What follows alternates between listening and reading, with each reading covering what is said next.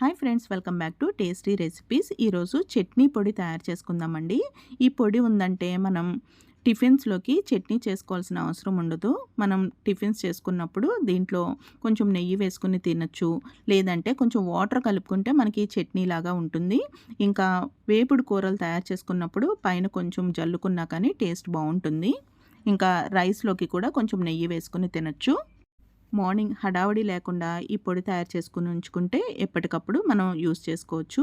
దీనికోసం 1 కప్పు వరకు వేపిన శనగపప్పు వేసుకోవాలి. దీంట్లోకి సన్నగా తరిగిన పచ్చిమిర్చి వేసుకోవాలి. ఇవి వేగడానికి టైం పడుతుంది కదండి, అందుకని పచ్చిమిరపకాయలు బాగా సన్నగా తరుక్కోవాలి. ఈ పొడిని స్టోర్ చేసుకుంటాం కాబట్టి పచ్చిమిర్చిలో ఏమన్నా పచ్చిగా తడి అది ఉంటే పాడైపోతుంది. అందుకని బాగా సన్నగా తరుక్కున్నాం అనుకోండి, ఈ వేపిన శనగపప్పు ఫ్రై అయ్యేలోపు ఈ పచ్చిమిర్చి కూడా డ్రై అయిపోతుంది. పచ్చిమిర్చి లేదు అంటే దీంట్లో ఎండుమిర్చి కూడా వేసుకోవచ్చు. నేను పచ్చిమిర్చి ఇంకా కొంచెం ఎండుమిర్చి వేసి చూపిస్తున్నాను. మామూలుగా అయితే పచ్చిమిర్చి ఉంటే కనుక పచ్చిమిర్చి వేసుకోవచ్చు. ఎండుమిర్చి కూడా ఇలా చిన్న ముక్కలు కట్ చేసుకుంటే కొంచెం ఫ్రై అవుతాయి కదా, అందులో గింజలు కూడా ఫ్రై అవుతాయి. ఎండుమిర్చిలో ఇలా కట్ చేసుకున్నప్పుడు గింజలు బయటకు వచ్చేస్తాయి కదండి, అప్పుడు ఎండుమిరపకాయలోని గింజలు కూడా ఫ్రై అయితే బాగుంటాయి. ఇప్పుడు దీనిలోకి ఒక 1/2 టీ స్పూన్ వరకు జీలకర్ర వేసుకోవాలి. జీలకర్ర ఎప్పుడు వేసుకోవాలి అంటే ఈ శనగపప్పు కొంచెం ఫ్రై అయిన తర్వాత వేసుకోవాలి. జీలకర్ర త్వరగా ఫ్రై అయిపోతుంది, అలాగే మనం వేసిన జీలకర్ర అడుగుకి వెళ్ళిపోతుంది కాబట్టి త్వరగా మాడిపోయినట్టుగా అయిపోతుంది. అందుకని శనగపప్పు ఫ్రై అయిన తర్వాత ఈ పచ్చిమిర్చి కూడా కొంచెం డ్రై అవుతున్న టైంలో జీలకర్ర వేసుకోవాలి. ఒకసారి పచ్చిమిర్చి డ్రైగా అయ్యిందో లేదో చెక్ చేసుకోవాలి. ఇంకా కొంచెం పచ్చిగానే ఉందండి, అందుకని ఇంకొంచెం సేపు వేయించుకోవాలి.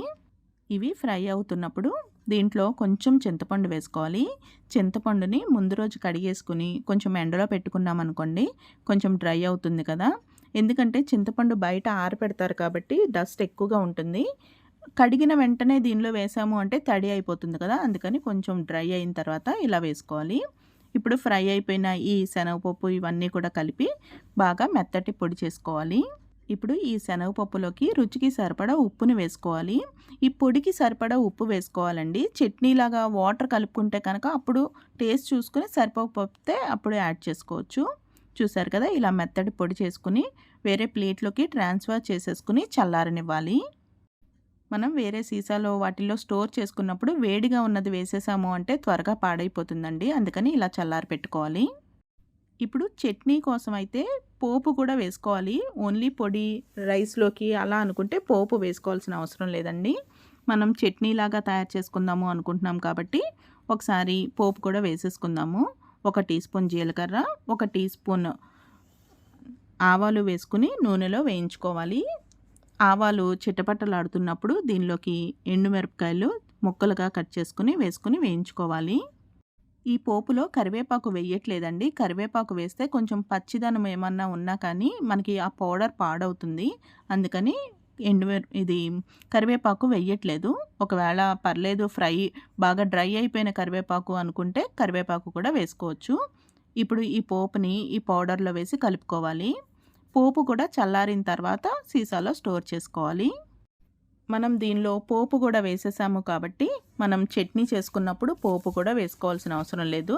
జస్ట్ నీళ్లు వేసుకుని కలుపుకుంటే సరిపోతుంది. సీసాలో స్టోర్ చేసుకున్నప్పుడు చల్లారిన తర్వాత మాత్రమే స్టోర్ చేసుకోవాలండి. ఇప్పుడు ఈ చట్నీ పొడితో మనం చట్నీ తయారు చేసుకుందాము. మనకి ఎంత చట్నీ కావాలి అనే దాన్ని బట్టి పొడిని తీసుకోవాలి. నేను ఇక్కడ 2 స్పూన్ల వరకు ఈ చట్నీ పొడిని తీసుకుంటున్నాను. ఇప్పుడు దీనిలోకి కొంచెం కొంచెంగా నీళ్లు వేసుకుని చట్నీ కన్సిస్టెన్సీలో కలుపుకోవాలి. ఒకేసారి ఎక్కువ వేయొద్దండి, కొంచెం వేసుకుని పేస్ట్ లాగా కలుపుకుని ఆ తర్వాత కొంచెం నీళ్లు వేసుకుని కలుపుకోవాలి. అలాగే ఒకవేళ సాల్ట్ ఏమైనా తగ్గితే ఇప్పుడు ఇంకొంచెం యాడ్ చేసుకోవచ్చు.